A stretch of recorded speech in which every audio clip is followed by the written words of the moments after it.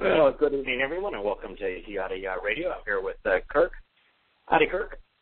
Howdy. Good evening. Howdy. All right.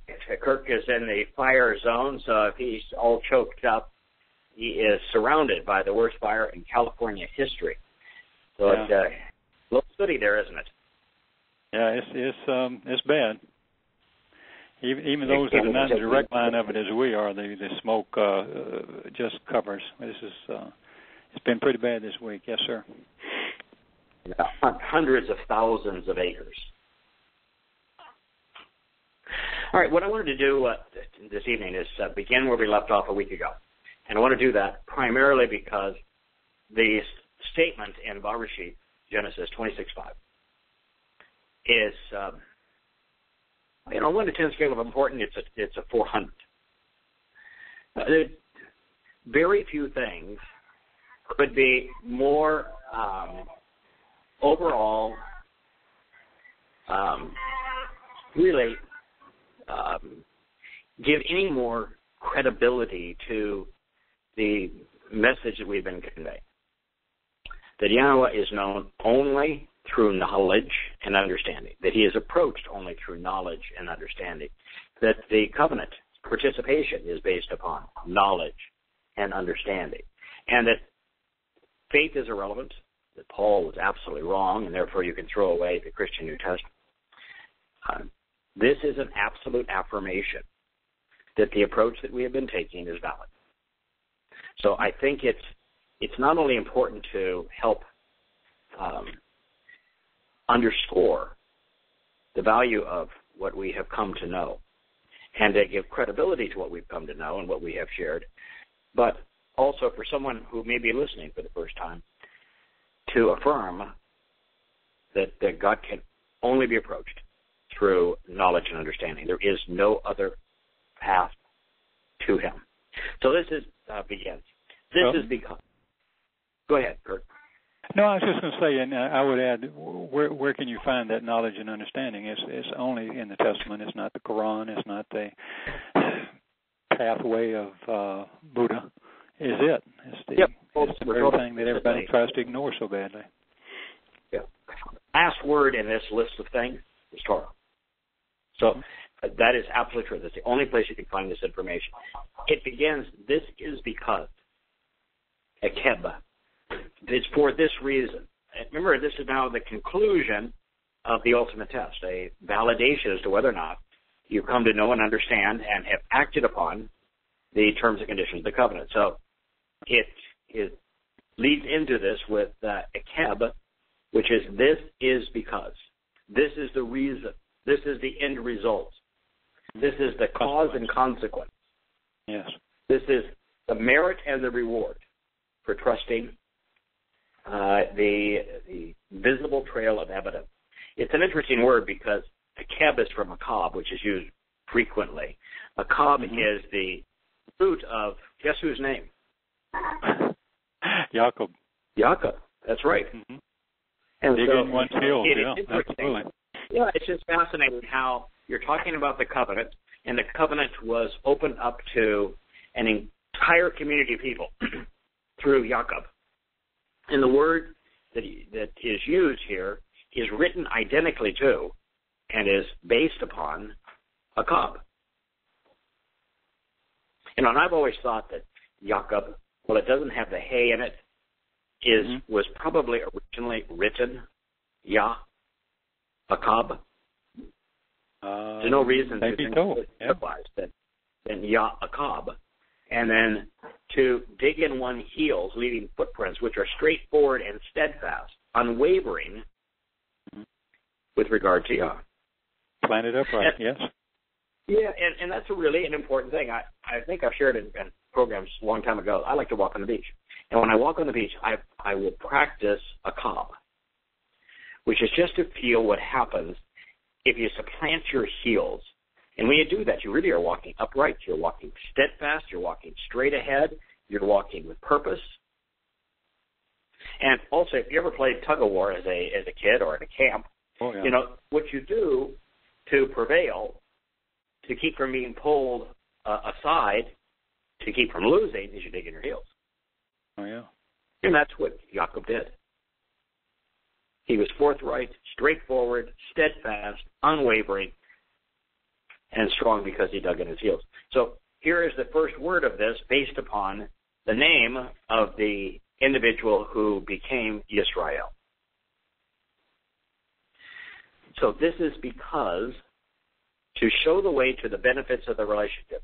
This is as important a use of Asher as any we have found. And Asher is that relational term that not only makes an association between things, not only makes a connection between things, but Asher also means to reveal the path, to show the upright and elevated state, to lead to a joyful attitude, to encourage someone by having the proper mindset, to make the connections which lead to building an enduring, close, and beneficial association. This is as important a use of Asher as you're ever going to find. This is because to show the way to the benefits of the relationship, Abraham. Now, the verb here is shama. If you read any English Bible, they will say that shama means obey.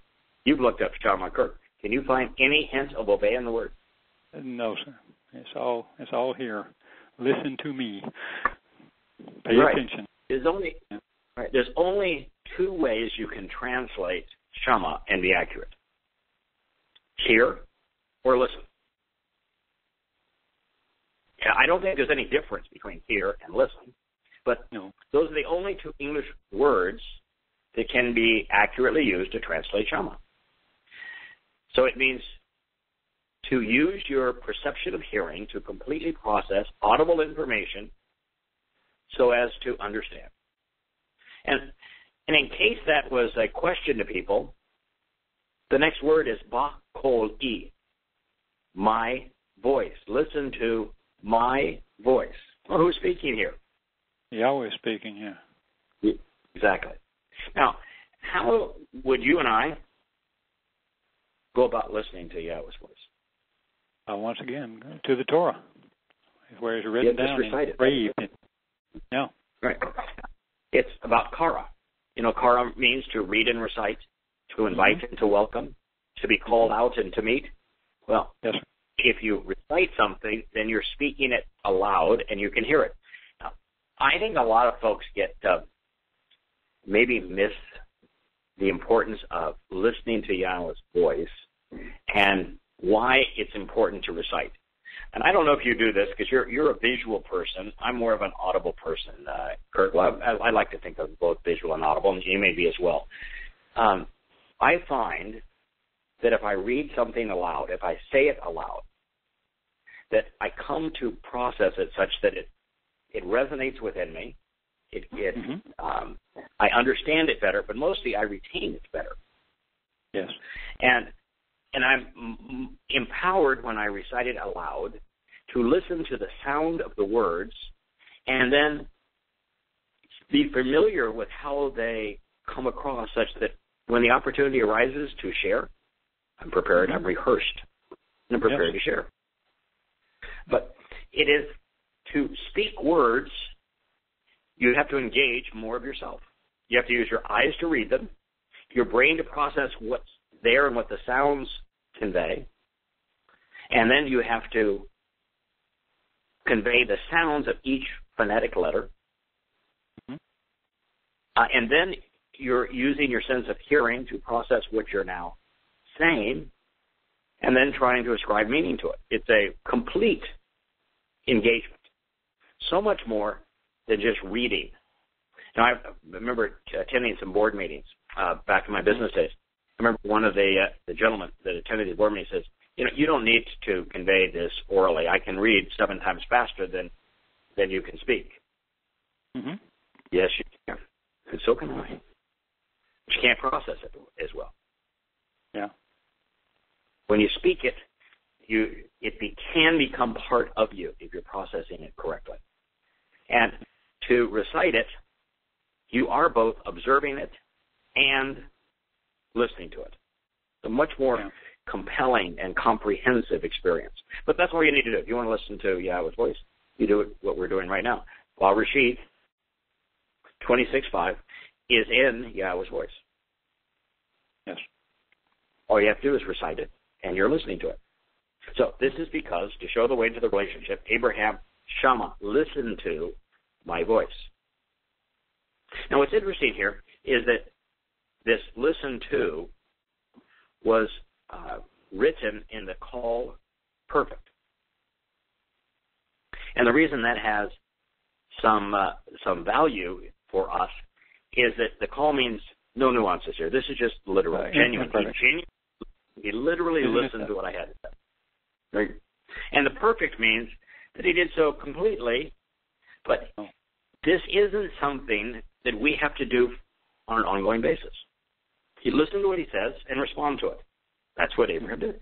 It doesn't mean you have to listen 1,000 times or 1,000,000 times or an infinite number of times.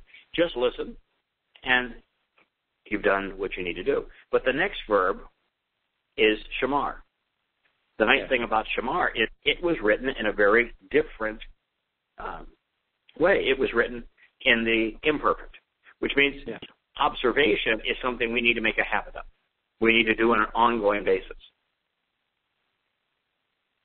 And it's to have these two verbs side by side, it's important for us to recognize that they each offer a little different, distinct aspect of how we come to know and understand, and therefore how we can come and respond appropriately.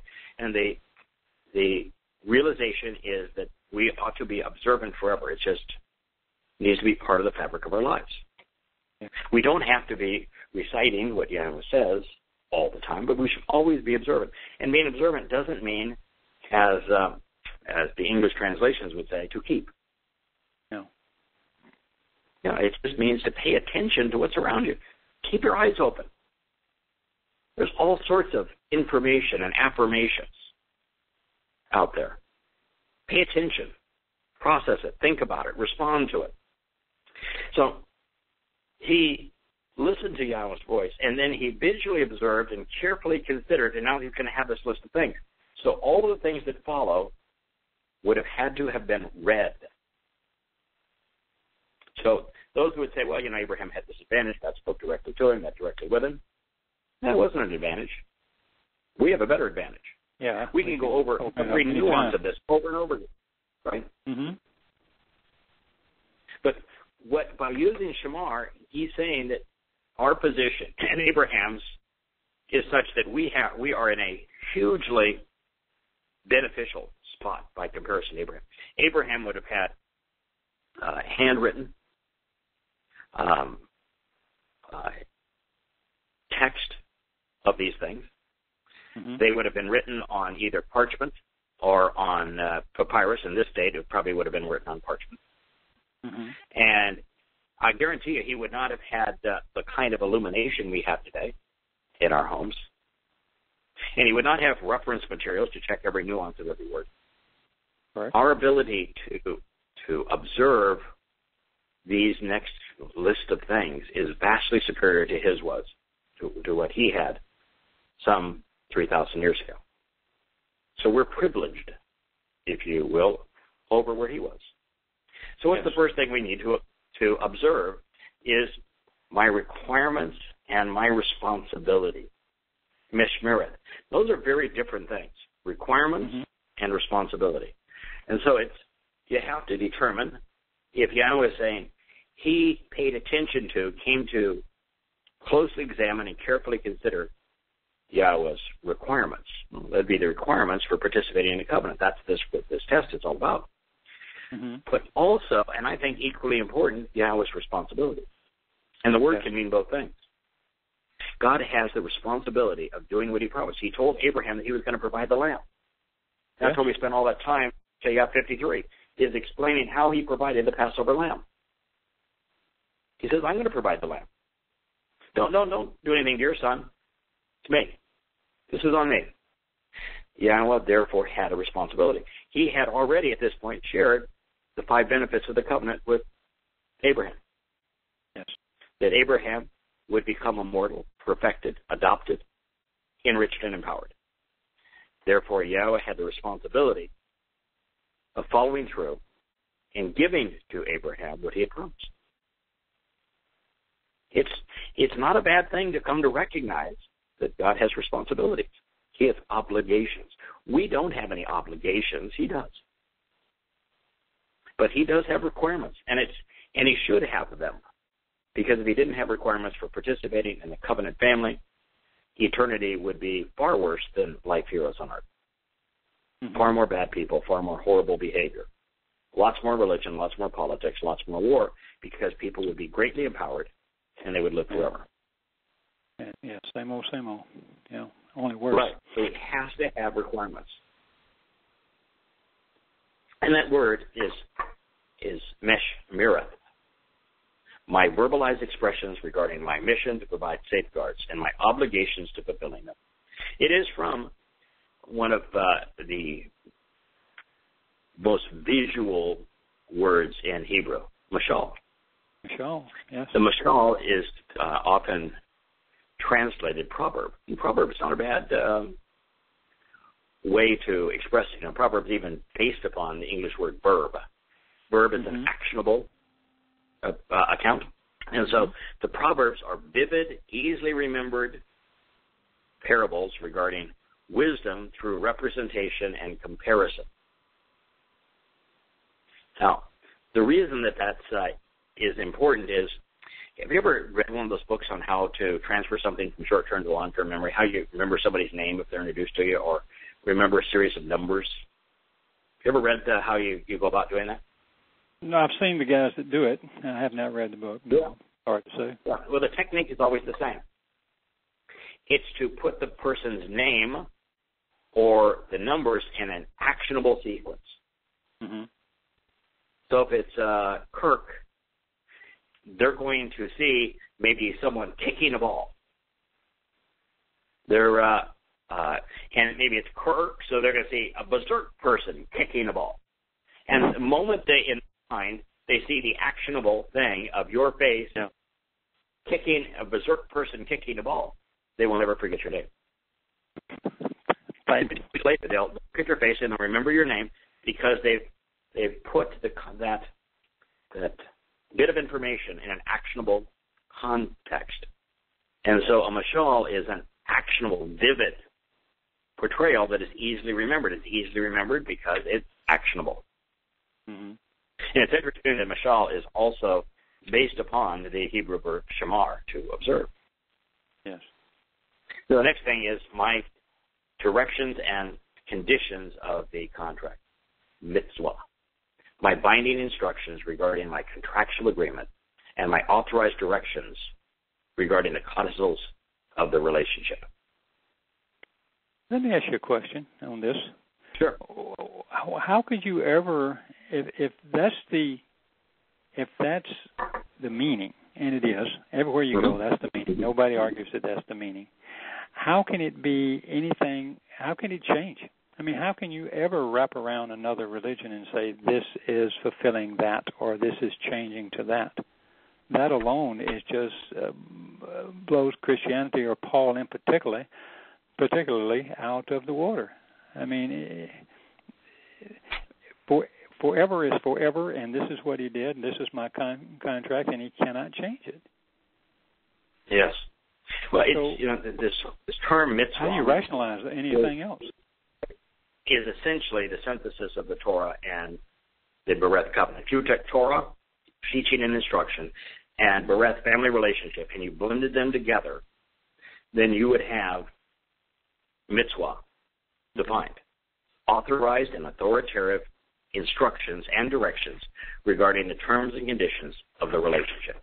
It's God's prescriptions that provide an inheritance and thus an allocation of benefits. So it's really important to take the time and realize that mitzvah is not commandments. There isn't anything related to a commandment with that word. And then the next thing is a chukah. Remember how often Dode in his 119th Psalm talked about the mitzvah and the chukah? Mm-hmm. Over and over again. And the chukah are inscribed and clearly communicated prescriptions for living. Chukah is, at its core, speaks of being engraved. It addresses the idea of chiseling an instruction in stone. Mm-hmm. Put permanent? Yeah, I'm familiar with some instructions that have been chiseled in stone. So it's my described and clearly communicated prescriptions for living that are engraved, they are chiseled, they're unchanging, they communicate how we should respond because, again, it means to be cut into the relationship. It's from choke to carve out a shape or something and cut someone into a relationship by inscribing a portrayal of the nourishing thoughts behind it. And the word is akin to chikar, which means addressing that which can be discovered, explored, probed, and examined to gain information through a determined and comprehensive search to provide comprehension and understanding. You know, if you were to look up Shukwa, and I'll just give you the strong number because it shows how close it is to 2708, and then you go to 2710, you have Shukwa. Of course, it means to cut, inscribed, engraved, and write. And then if you look it up, as the letters themselves, it means an appointed time, a function, even a duty. But appointed times, and when we're talking about the Moed Mikros. So every connection you make, everywhere you look, it gives you another little nuance of something that he's talking about. This related. Yes. Yeah. And of course, the last word in this, Kurt, directs our attention to where these things are found. Yes. And my Torah. T-O-W-R-A-H, in my Torah, and my source from which my teaching, guidance, instruction, and direction follow. So, that's where all of this can be observed. This is where it can be recited so as to listen to Yah's voice. Now, Kirk, I didn't see any mention of any concept related to faith in that depiction. Did you? No. He did not infer. I'm not the benefits hoping. of the covenant.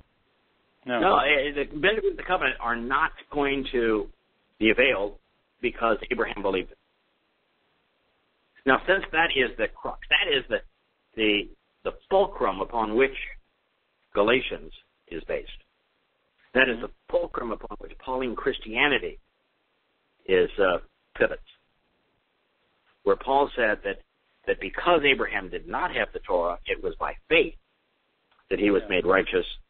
And this is exactly the opposite, that it was because Yahweh gave him the Torah and he observed it that he received the benefits of the covenant. Yeah. But we have a deal. And it's a written deal. It's a contract. Right. So, I mean, David had a right to say, "I'm coming to heaven, and you really can't keep me out. This is our deal." Correct. That's right. So when it comes to participating in the covenant, Yahweh means to engage in a relationship as the antithesis of Paul. So, just for a moment, if you were to consider their relative status, God, Paul, and the credulity of their testimony, who do you suppose is right? Well, Yahweh's right. Right. Which means Paul is... He's absolutely wrong. That means that 2.4 billion Christians have been hoodwinked. They've been misled. Yes. Terribly so. The tragic thing. And, of course, the English translations all serve to miscommunicate this important message because, as we talked about, Shema was written in such a way that in their miscitations, it means to obey. No, Hebrew doesn't have a word for obey, and Shema is the antithesis of obey. It just means to listen. Like, I just listened to you say yes. I can't obey that? No. No, it just means to listen. It's not a command. You can't have a command, and you can't ask somebody to obey and have free will. You can't be a lord. Yep. I mean, the whole thing becomes ludicrous at a certain point. If you get it, once you go through and you figure out the Shamar, what Shamar means, what Shama means, and what what Torah is teaching as opposed to law. That's the other one they throw at you all the time. And Yahweh has nothing to do with being a Lord. That's Baal. They got a word for Lord in Hebrew. And it's always Satan's title, the adversary's title, Hasatan. Mm-hmm. Then the whole thing should fall apart in front of your face. But traditions are hard, man. Words as being completely and totally consistent, brilliant, and this idea that you approach based upon the thing that differentiates humanity from the rest of life. Having not only the soul, which is the consciousness, the ability to observe and respond, but the nephesh, the nesama, in this case, the ability to process information and a brain where that information can be processed in such a way that you can go from knowing that it's happening out there to actually understanding. A conscience versus just consciousness. So the very thing that separates us from the rest of the animal world is how we approach God. We were designed for this very thing. Yes. We have an So that takes us, to an exchange to, I think, help us know how the Torah is defined. And since now we know that Abraham's basis for being in the covenant was based upon his observation of the Torah, mm-hmm. we're going to turn to Shemot, names, Exodus 4:10. Okay. But then Moshe, the one who draws out, said, shared, conveyed to Yahweh, please, he says, I'm not a man of words. Very, very Lord-like. Yeah, I'm not a man of words. Please. Right. Neither yesterday nor the day before, nor from the time you spoke to me, your servant. Indeed, my mouth is harsh and unresponsive, and my tongue is thick and slow to move. Now, why did Moshe say that? Because he was tongue-tied. He had poor speech. He maybe had a lisp, I don't know, but he certainly was having trouble speaking and being eloquent. Yeah. Pardon me. Moshe is saying, wait a minute, I heard what you said. You want me to go back into Egypt where I killed a man. It was justifiable what I did. Yes, what I did was righteous indignation. But the guy was mercilessly beating up on a person who couldn't defend themselves, and I stopped it. And I did something that was righteous. There are times when hate is the right thing to do. And he did that, but of course the authorities in Egypt aren't going to see that as an appropriate response, so he can't go back there without the death penalty being imposed. And so he's saying, wait a minute, that's not a good thing. And he had left it. The last thing you want to do is go back. Yeah. At this stage, why would he want to go back? Well, he didn't want to go back. No. And while he was there, the one thing he did not know is, he did not know God. Mm-hmm. That's correct. And so he was saying, God, wait a minute. Now, you can see it going through his mind. I was brought up in Pharaoh's household. I know the politics of Egypt, and I hated it. I know the religion of Egypt. I hated it. I served in the army of Egypt, and I hated it. I saw the economics of Egypt based upon slavery and the abuse of people, and I hated it. Those are the things that I know, and I hate all of them. That's what I left. That's what I walked away from. But I don't know you. Now, I'm not qualified to do this. And most importantly, you've just asked me to speak for you. And, at this point, my vocabulary is harsh. I don't have any kind words to say to the Egyptians. I'm not going to sweet-talk them into this. My discussions, my thoughts regarding them are harsh. My words describing my position with them is harsh. I really have difficulty speaking. My tongue is thick and slow to move. I'm not the slick talker that you deserve. Wow, they've got those preachers, man, you hear those guys, and they're so eloquent. Mm-hmm. How am I Don't going to you think he, having such close-hand knowledge of the priesthood in Egypt, that he would have seen them as the phonies that they are, and that's distasteful too. I mean, why? Probably all of these things ran through his mind. I don't want to be one of those. I don't even really know who you are. I know I'm in the presence of something. It's obvious when you read it and translate it. He knows he's in the presence of a power. So it's not that, but he doesn't know anything really about him per se, and he's going, go back there and represent something. No. I can see a lot of reasons why he would act the way he did. Yeah, and I don't think it was fear. He wasn't a cowardly kind of man. No, he wasn't a cowardly man, but he viewed himself as unqualified, and therefore he was qualified. But he was beyond that, and that is that I have felt, and I'm sure you do as well, that having grown up in politics, having grown up in religion, having embraced those two things, having advocated those things, having advocated patriotism and militarism, I'm in a much better position to expose and condemn them in consistency with Yahweh's testimony, because I understand the beast. Yeah, I think Yahweh wanted that. Mm-hmm. Right. Yahweh said, you know what's wrong. That's why you walked away from it. Therefore, you're already properly prepared to go out and speak against it. I don't have to teach you everything. I can teach you about me because you already know about them.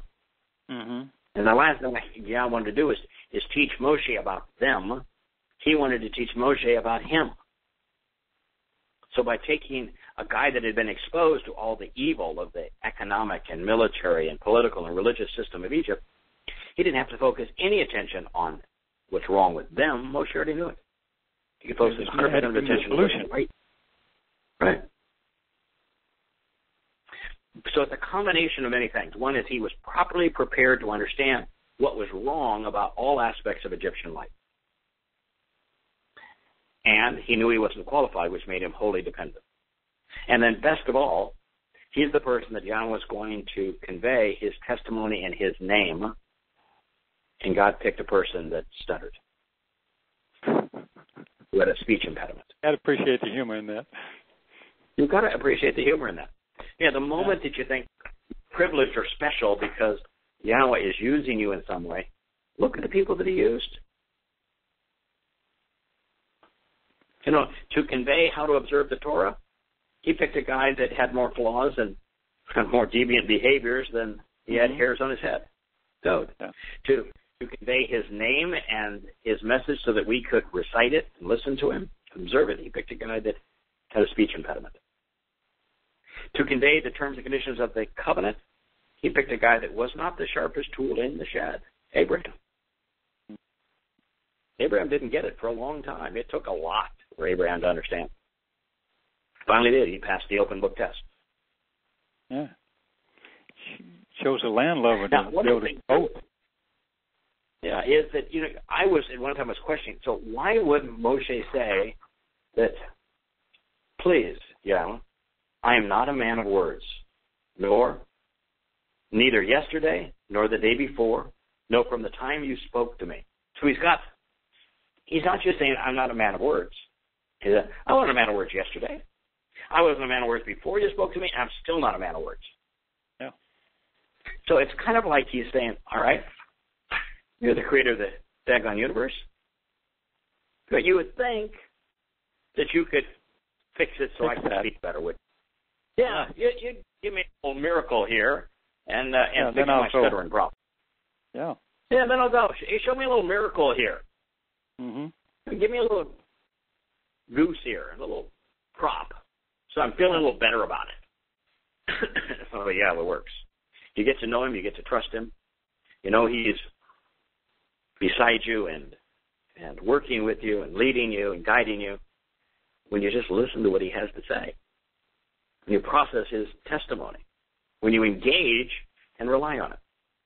And that's what Yahweh was saying. Hey, man, do this and you will come to know me. All the confidence that you need will be there. we'll work together on this. And if I don't make it such that you can really be eloquent, then you're going to constantly rely on me. And that's a good thing. You're never going to go out on a limb on your own. So, and it's also important here to recognize that in terms of revelation, Moshe is the most important person in human history. When it comes to insights, Dode is the most important person in history. When it comes to just the access to the information you need, process, to lead to understanding, Moshe is the single most important person in human history. Yeah. And he was not a dynamic political leader. He was not a valiant military officer. He was not a charismatic preacher. He was not someone who could speak in tongues. He was not a scholar. He was not a bastion of virtue. Moshe was a broken down 80-year-old sheep herder on the lam for having killed an Egyptian taskmaster who was now roaming the western desert of Arabia. That's who he picked. Now, that tells you how all these people, if they're serving God in politics or in religion or in academia, but they're somehow special and qualified. No, not from God's perspective. Who did he pick? A guy that was the antithesis of all those things. Therefore, Yahweh said to him, who made the mouth of the man Adam? Or who could have made him mute? Or if he had so desired, deaf or sighted or blind? If not me, Yahweh. That's pretty humbling, right? That's pretty humbling. You have a discussion with God and you say, okay, you don't want me, and I don't want to do this because I have a speech impediment. Mm-hmm. God comes and says, wait a minute. Come on. I'm really not into blowing smoke. I'm not into trying to impress you, but let's have a quick little understanding here so you have some perspective on this, Moshe. So, from a perspective point of view, who made Adam's mouth? Yahweh did. Could I have made him mute if I wanted to? Yeah. Could I have made him mute if I wanted to? Sure. Could I have made him deaf if I wanted to? Mm-hmm. Could I have made him sighted or blind? Why do you think that I made him sighted? Why do you think I made him audible? Why do you think I made it so that he could hear? Why do you think I did those things? Yeah, but those were so he could see, so he could shamar, so he could shama. Right. Yeah, I did all that stuff. So you think I can handle the fact that you've got a speech impediment? Mm-hmm.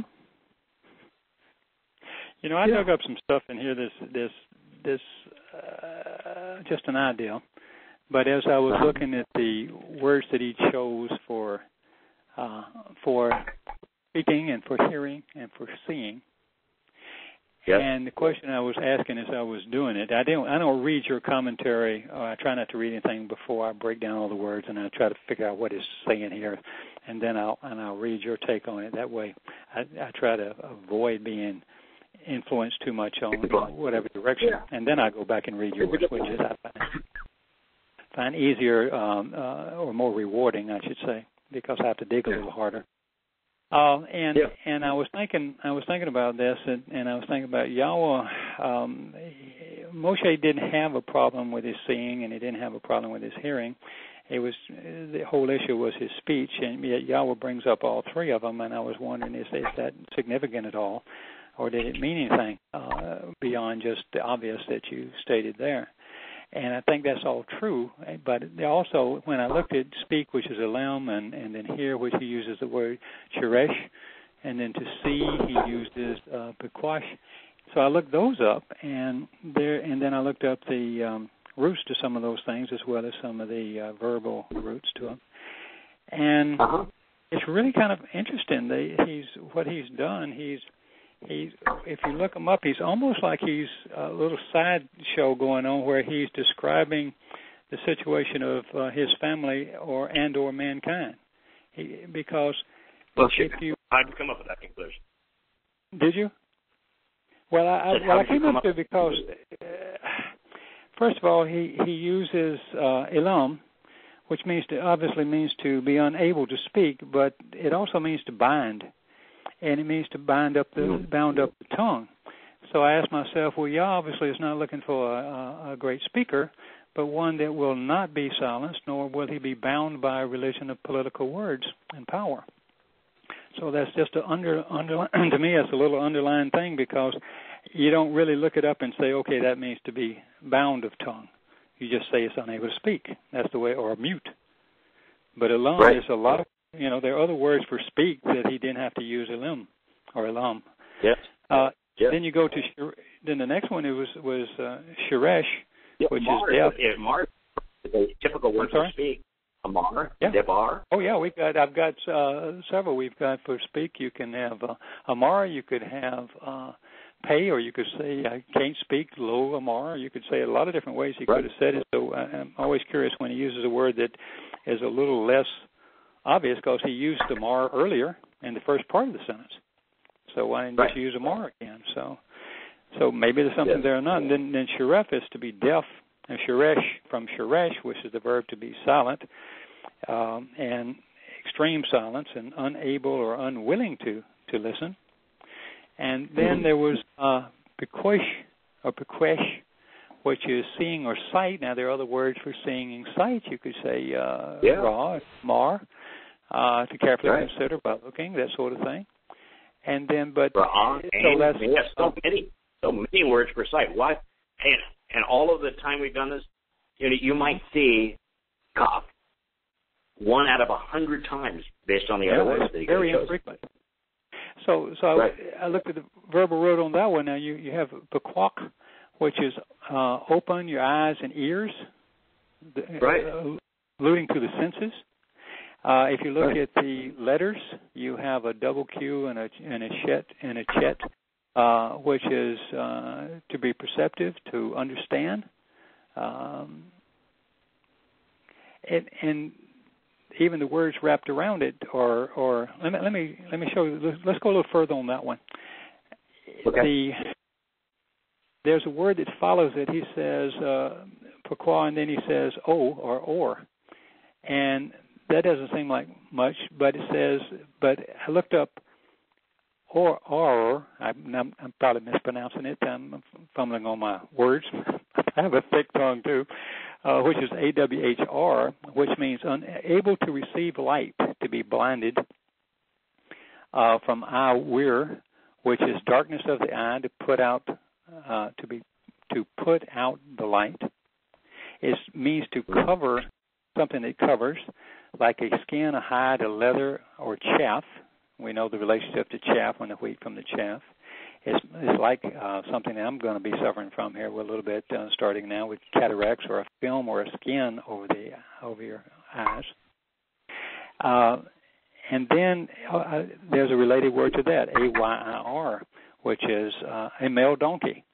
And I said, no, what's that got to do with anything?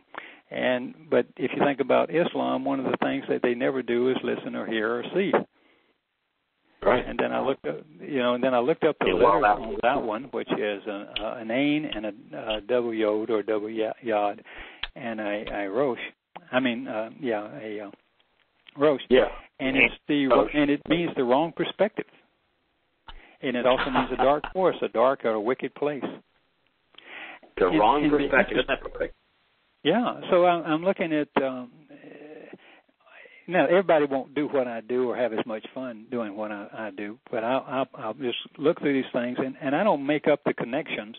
I'm using search engines, and I'm using roots like if it's a noun, you'll have a verbal root, and then every program, any decent program will say, okay, this is related to this word, related to this word, related to this word, so I'll just follow the source and see if it has any legs. And throughout this entire passage, there's almost like an underlying metaphor for our condition. We don't see, we don't hear, and we don't, we just don't listen, we don't see, we don't observe, and we speak poorly or incorrectly. Now, that may be too much to grab out of that, but all the little connecting words really help if you go to the secondary meanings of each one of the words, or the tertiary meanings of those things. So, yeah, one of the things is, Kirk, if you just look at it at face value, Hikak, to be sighted, is to be capable of being perceptive and being open-minded. You require both if you're going to know Yahweh, right? That's exactly right. Perceptive, exactly open-minded. Right. And blind is incapable of being observant. Therefore, closed-minded. That's the contrast. Who made man? Open-minded or capable of being closed-minded? I'm open-minded. Yeah, exactly. We do that too. Yeah. And you know what's interesting too is that Yahweh here is not taking any chances that we would miss the fact that he has a name. Mm-hmm. I did this. Me. Yahweh. Yahweh. So now, this being the case, at this point, if I'm Moshe, I'm putty on the floor, right? Yeah. Because this isn't something small. This isn't, like long ago, said, hey, I want you to expose and condemn Islam for me, and I said no, and I don't have any interest in that, and I'm not qualified, and you need to find somebody else, and he said, all right, well, maybe we could negotiate this, and I came up with my terms and conditions. Okay. On a 1 to 10 scale of importance, that's a 0.00000000001. Now we're talking about freeing the children of Israel from politics, from religion, from economic schemes, from militarism, all the ways of man, and taking them to the promised land. And in the process, revealing God's instruction. All right, so there isn't a more important job. No. A more important mission. And so, God is making it. This is a lot more than any of us have ever experienced. He's just saying, hey, Moshe, come on, get a grip here. Come to understand what's happening here, who I am, before you worry about something as silly as stuttering. Mm-hmm. So he says, so now, this being the case, therefore, straight away and henceforth, then as a rational and a direct consequence, it is only logical that you should decide to go. You should walk of your own free will, call imperative.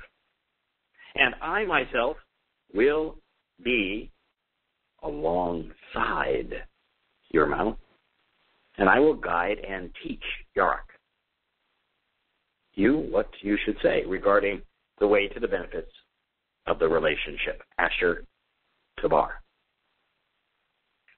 So, Moshe, recognizing that, I've got this under control. I made the mouth, I made the ears, I made the brain. I know what I'm doing. I'm a pretty darn good creator. I got this. So this being the case, recognizing who I am and what I have done, really, you should decide to go. It's the right choice. Choose of your own free will, but you really ought to decide to go. Yeah. And I myself will be with your mouth. Don't worry about it. I'm right there. I got this. Moreover, I'm going to Yarak. Yarak is the verb that is the basis of the Torah. According to Yahweh, when Yahweh introduces this Torah, he introduces it based upon the verb Yarak, which means to guide and to teach. Mm-hmm. I will formally lay the foundation and establish with you the source from which direction and instruction flow, pouring out knowledge to you as a teacher to make the truth known, to quench the thirst of humanity, to totally refresh the human spirit and mind. What you should say, Asher the Bar, regarding the way to the benefits of the relationship. Yeah.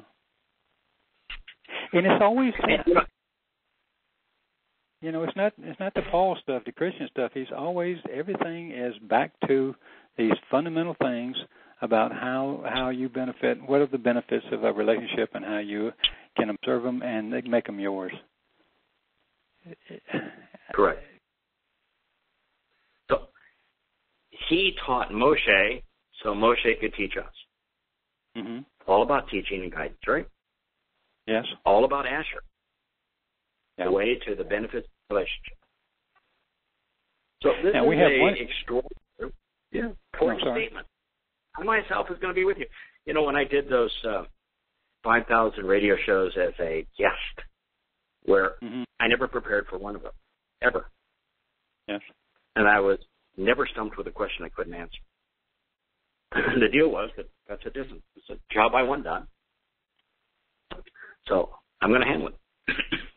You know, he doesn't intervene very often in human affairs, but if it's his business, something he wants done, he'll take care of business.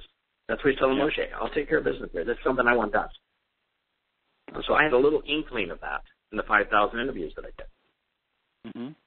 No, it's not near the level of Moshe here, but you know, God said, I'm going to teach you and I'm going to guide you so that you can teach others. It's an important thing that we're going to go do together. You know what proves that Moshe didn't know? I was just thinking this just now. You know what proves that Moshe didn't know Yahweh and the plan? Y'all have to do this because he's promised Abraham they got 400 years and then he's going to take them out. It's a done deal if Yahweh says so. It would have been a done deal to all of his family, early family. And Moshe had no clue. Otherwise, he would have said, oh, it must be 400 years, must be up, let's go. You know, there would never been this conversation. So he just didn't know him, did he? No. But what Yahweh did with Moshe is the same thing he did with Abraham.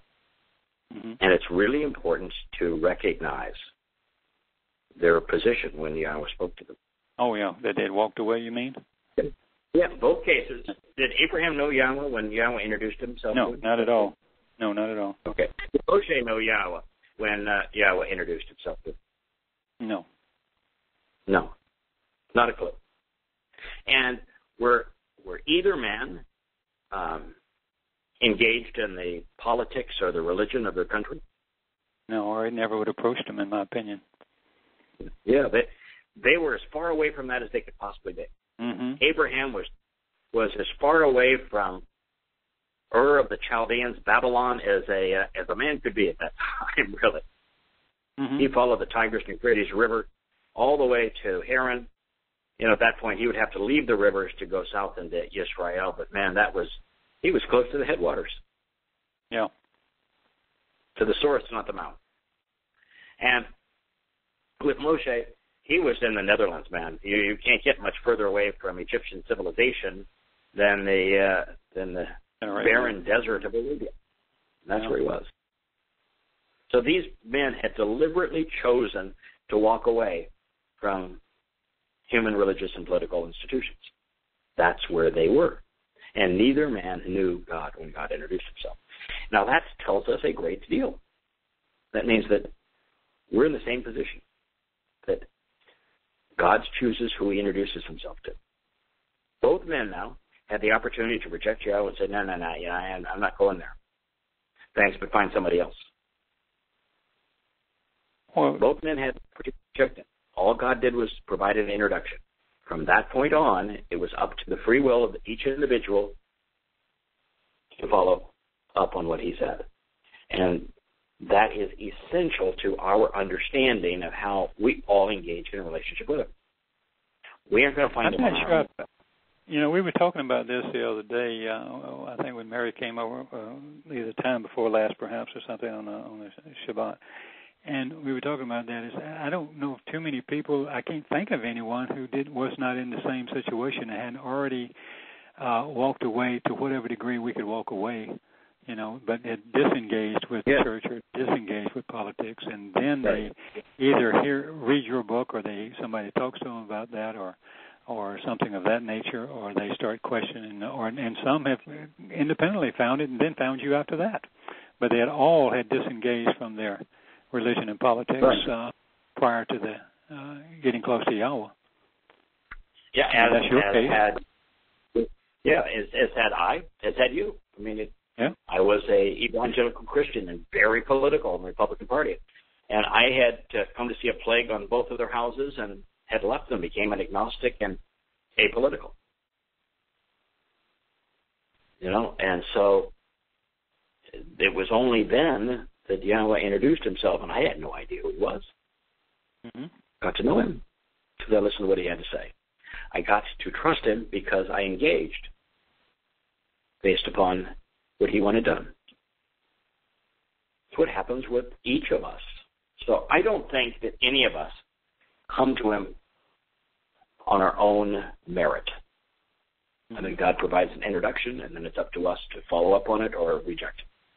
And I don't think he offers that invitation to very many people, because I don't think he's even willing to do it unless you're already like Abraham out of Babylon, or like Moshe out of Egypt. And then he'll do it. And that's the only time that he'll do it. And why? Well, is because he wanted to teach and guide him to the benefits of the relationship. It's a choice that we can make. He gives us a choice, the opportunity, an invitation. We can make the choice as to whether or not we're going to act upon what he is offering, if we're going to engage. And it's really only by engaging that you develop that sense of confidence and knowledge and appreciation, all that sort of thing. So, very insightful if you read between the lines, think about all that is being conveyed here. In this section too, Kirk, one of the things that I wanted to do was to talk about the fact that this man Moshe became the implement to reveal Yahweh's Torah teaching. Mm-hmm. And let's just think about what Torah is based on. And I spent days and days looking up everything that's remotely akin to Torah. And so what I found is that it's the to or tor, the tur, the Torah, the tub, the tob prefixes to yara that turn this verb into a title. If you look at that's to, it speaks of a signature. Well, the Torah is God's signature. To means a signature that's part of a written document that leaves an endearing mark of authorship. Well, so the first three letters in Torah, or TWR, mean this is my signature on a written document that provides an enduring mark regarding its authorship. Well, that's a pretty credible start, don't you think? That's a very good start, yeah. The end of it is Yara, which is a source of instruction and teaching, this place which direction and guidance flow. So it's written insights regarding guidance that leave an enduring mark on our world, on our lives, on our soul. To is also an expression of a desire to exempt someone from judgment. It's a pretty good indication of what Torah means, that's the Torah's purpose. Along these lines, Tub speaks of providing answers which facilitate our restoration and our return, enabling us to respond properly. Now, recognizing that the Hebrew characters Teth and Taw were derived from the same letter, we discover that Tob is something which is good, pleasing, joyful, beneficial, pleasant, favorable, healing, and right. The Torah is not a bunch of restrictive laws. It's empowering and enlightening instruction, directions, guidance. And even better, to be Tob is to be loved, to become acceptable, and to endure. Yeah. Yahweh affirms this connection by telling us that his Torah is Tob. And that it is possible because both Or and Torah speak of that which is purifying and cleansing. Purifying cleanliness, yeah. Free of immorality. Now, especially revealing is that Torah summarizes the essence of Yahweh, providing the means to explore, to seek, to find, and to choose. Torah thereby defines the operative aspect of Shamar, diligently observing, closely examining, carefully considering. so as to properly respect what is being said and respond. Now, spelled the same way in the text, Torah provides the opportunity to change, to turn around, and to head in a different direction, a more fortuitous, beneficial direction. A Torah is also a dove, which is the metaphor for Yahweh's set-apart spirit. That's right. Torah speaks of that which is amazing, wondrous, and extraordinary. Astonishing, yes. Yeah. The toe is used to designate someone's mark or sign. It is presented as a written document. We find that Todah means to celebrate and to be thankful as part of a relationship or fellowship. And that Tobah is to celebrate and be is becoming correct. And Tub is that which is desirable, manifesting that which is beneficial and right. Another variation of Torah, this one would speak of arranging stepping stones from a straight path so as to properly position them as to establish a firm foundation and an unwavering way. And as Torah, it signifies the mountain which represents Yah's power, authority, and kingdom. So that's a lot to pack into 4 letters, wouldn't you think? Oh, yeah. 2 consonants, 2 vowels, which comprise Torah. And what's really interesting is that Torah tells you how to pronounce Yahweh's name. That's part of the instruction in Torah. The Wah and the Hey. The only letter that's in Yahweh's name that isn't a Wah and a Hey is one that no one disputes. The Yod. So just the word itself and the fact that it's probably the second most conveyed Hebrew word of all time. Shalom would be the most, and Torah would be the second most. Yes. Teaches you how to pronounce the name that these Nimrods would say is unpronounceable. Well, the very basis of the title teaches you how to pronounce the name.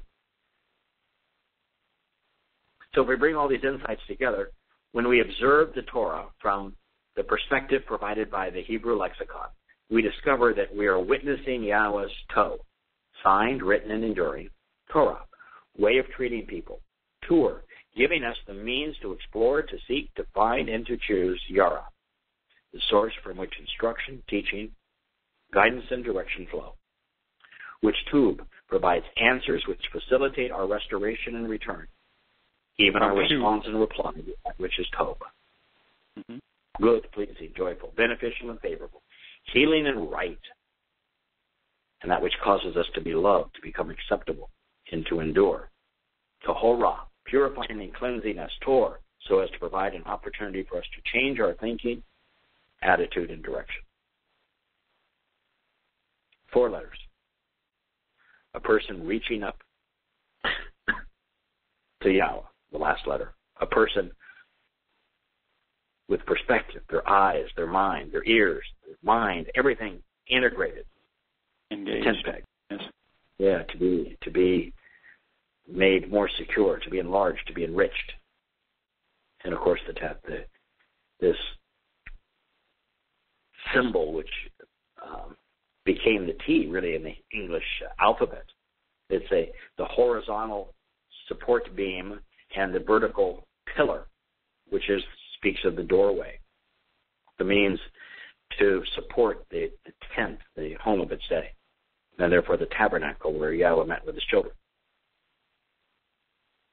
It comprised the elements of the doorway and therefore symbolic for Passover, the doorway to life. The name of the character, Ta, actually a rabbinic corruption of its original designation, To, which conveys the actual meaning, especially its most revealing term, Torah, signature, sign, mark of authority. And back in the day, the signature was not an X. No, it was this Ta, this Toe. And the actually known as 2 diagonals. No, when the symbol for signature and sign was a vertical pillar and a cross member, a horizontal member.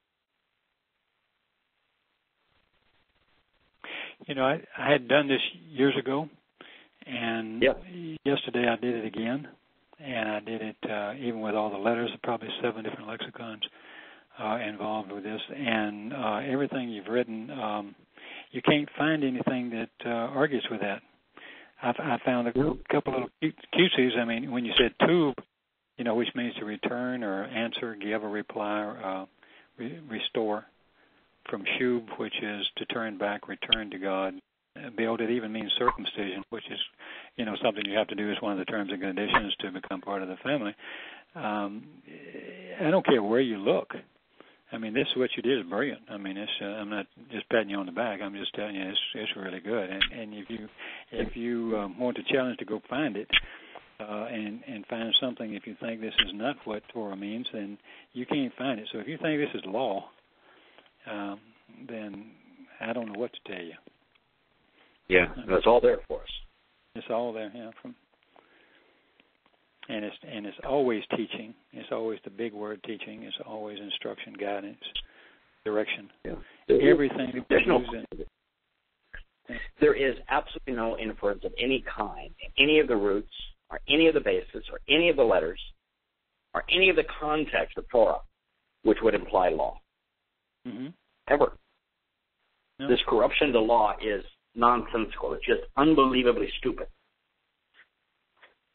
When I was logging on to today's program, the first thing I saw, and I normally don't see it because most of my computers go directly to the login page where I bring up the studio, but I was traveling, so I'm on a different laptop, and the first thing that came up was kind of a page of commentary of people that listen to the program, and there's one guy that just says, you guys are all completely lost because, it's clear that the only place that you can observe any of this stuff is in Jerusalem, and God says it's got to be in Jerusalem that you're doing. Well, Moshe wasn't. No. He never even made it. He never made it to Israel. They weren't in Jerusalem the next 40 years, and they celebrated, didn't they? Yeah. And that's Torah absurd. doesn't mean that you do it and obey what I have said. What Torah means is that's instruction, teaching, guidance. Yeah. Think it through. Why are these things associated? Why is Sukkah associated with Jerusalem? Well, because Jerusalem is the source from the same verb, the source for which instruction, guidance, and direction regarding reconciliation flow. Flows, yes. Yeah, think it through. It's as JB said in the last program, it's not about someone wondering, what do I do to be accepted? It's what you need to understand so that you can respond correctly and accept what Yahweh has said. Well, here's the definition of Torah, is besides everything you've done, in addition to, it's an acquired knowledge or skill that marks the direction that one is to take in life, like the Moed Mikra, a straight, upright direction. It's a knowledge passed from one person to another, which is what Moshe was all about. Because Yahweh was always using human beings to help human beings. He doesn't interfere as much as everyone seems to think. Otherwise, he's destroyed free will. So, if I'm lost, then I'll just stay lost. I'll stay in this forest. Our buddy Scott is in the chat room, and I just realized he made a comment here that is really good. He's saying that he sees someone in quicksand. Yahweh's not going to wade into the quicksand. It would be counterproductive if we saw somebody in quicksand to wade into the quicksand. Mm-hmm. I mean, both of us are going to die, right? So what Yahweh does, he throws you a line. He reaches out, he extends his hand and arm. Now, if the person is just going to flail because they want to do it on their own, they're going to die. The more you flail, the faster you sink. But if you accept that outstretched arm and grab hold of it and then relax and allow the person to pull you out, to lift you up, just let go. Trust. Then you're out of the quicksand for two reasons. One is the person that's reaching out to you isn't in the quicksand. They're on solid footing. And you're relaxing, which means you're no longer sinking, and you're trusting them to pull you out. brilliant. Mm-hmm. And that's exactly how this is. Yeah. God's not going to jump into the crucible of religion and politics to corrupt himself along with you. Good point. But he will reach out and pull you out of it, so long as you're willing to relax and let him do so, to trust him to do so. So, very rich, very deep, very meaningful concepts. And God has put Moshe on notice that, I got this. Trust and rely on me, and you're going to be just fine. You're going to learn everything you need to know about this relationship. And that's going to put you in a position where he's saying, I can teach you, provide the instructions regarding, put it in your mouth, regarding the means to this beneficial relationship. And Kirk, rather than going on to the next, sometimes I think we're just better off allowing ourselves to linger on concepts that are this important. We haven't really talked about the basis for and the meaning and the ingredients of Torah in a long time. But that's specifically what Yahweh was offering through Moshe to us. And he was offering it in a really important context, reaching out to a man who had been there and had left. In such a situation as his entire mission was to go get these people from the slavery and the burden of being in a religious and political and economically corrupt environment, pulling them out and leading them away from the quicksand that is in Egypt, quicksand that is of human political and religious constructs, and taking them away and liberating them, cleansing them, adopting them, empowering and enriching them in the process so that they could live with them in the promised land. That was the purpose. It was taking them away from religion and liberating them. It wasn't causing them to be, to obey or to somehow enslave them. Paul's whole mantra of Christianity was that God of the Old Testament, man, he's enslaving because it's of the flesh. No, it's exactly the opposite. God chose this man to lead his children away from religion and politics and towards the promised land, which was like Eden, where there is no religion and politics, just a relationship with Yahweh. And he provided all the teaching we need to know to get there and enjoy it. You realize that these Israelites were the only free peoples in the entire world, and they followed Yahweh. So what should that tell you? Yeah. Name another free people. There aren't any. Yeah. Yeah, every other human civilization was a dictatorship where there was no freedom of religion or thought. They all had a king. No freedom. They didn't have a king. They had a father. They had a shepherd. Right. People don't own anything. Yeah. An entirely different situation than anybody else. So, yeah, and that's exactly right. They were the freest people in the world. They were the most intellectually advanced people in the world. They were the most literate people in the world. When you talk a little, when you were talking a little earlier about. Oh, I'm sorry. Go ahead. Finish your thought. No, it's taken to an extraordinary place. It couldn't have been a better situation. And led there by a man that didn't want any power. Led there by a man that didn't want anything other than the opportunity for them to know the means to this relationship. It's marvelous. Yeah.